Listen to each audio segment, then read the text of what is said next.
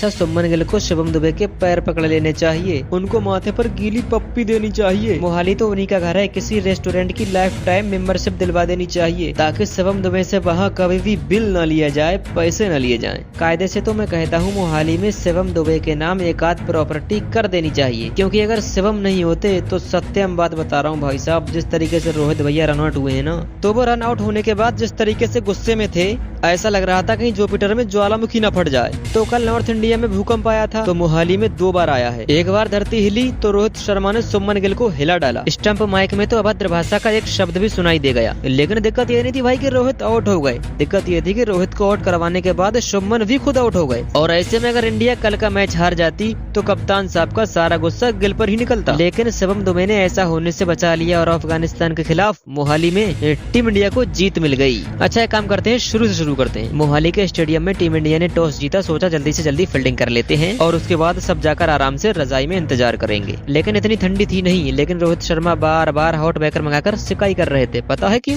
रोहित भैया मुंबई से आते हैं जहाँ पर सबसे ज्यादा ठंड प्रीज में पड़ती है, लेकिन इस ठंड में जिसके अंदर सबसे ज्यादा गर्मी थी वो थे अक्षर पटेल, जिन्होंने अपनी 7 गेंद के भीतर 2 विकेट लेकर अफगानिस्तान को बैकफुट पर धकेल दिया। एक ऐसे टाइम में जब अफगानिस्तान पिछड़ रही थी तो लग रहा था कि आसानी से टीम इंडिया ये वाला मैच जीत जाएगी।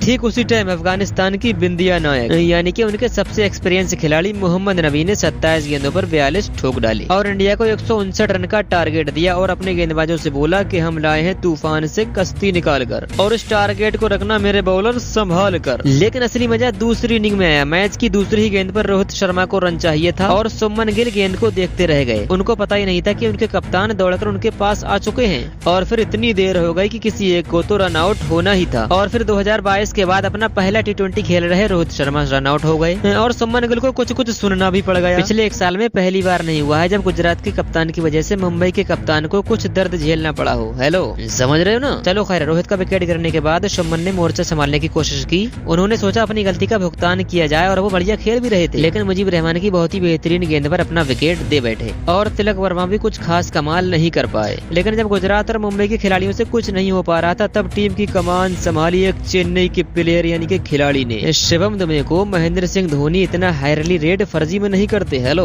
समझ रहे हो ना? कल शुभम दुबे ने सबको बता दिया कि उनमें ऐसी क्या बात है जिसकी वजह से वो धोनी के फेवरेट हैं। अच्छा, कई क्रिकेट के जानकार उन्हें अगला युवराज सिंह भी बताते हैं। पहले उन्होंने जितेश शर्मा के साथ इम्पोर्टेंट पार्टनरशिप की और फिर रिंकू सिंह के साथ मिलकर मैच को पार लगाया और कल रात की गिल की उड़ी हुई नींद उन्होंने बचा ली, जिसके चलते भारत अपना पहला T20 मैच 6 विकेट और 15 गेंद रहते बड़ी आसानी से जीत गया। कल वाले मैच पर आपका क्या कहना है कमेंट सेक्शन में कमेंट कर बताना। फिलहाल आज के लिए इतना ही, मिलते हैं करो नई वीडियो के साथ, जब तक के लिए खुश रहिएगा।